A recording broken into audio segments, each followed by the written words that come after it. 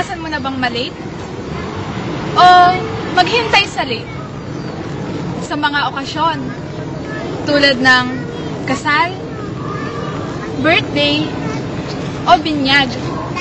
O sa mga simpleng pagsasama-sama lang, tulad ng gimmick, group project, date, o anumang klase ng galaan yan. Asahan mong may hinihintay at naghihintay.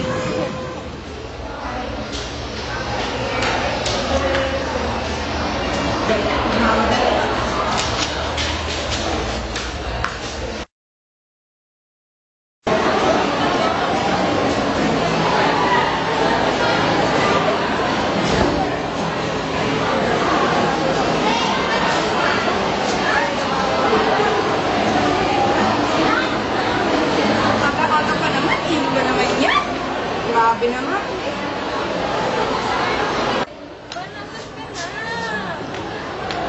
Uy, yung maliit na kakit. Janet, buhay ka naman.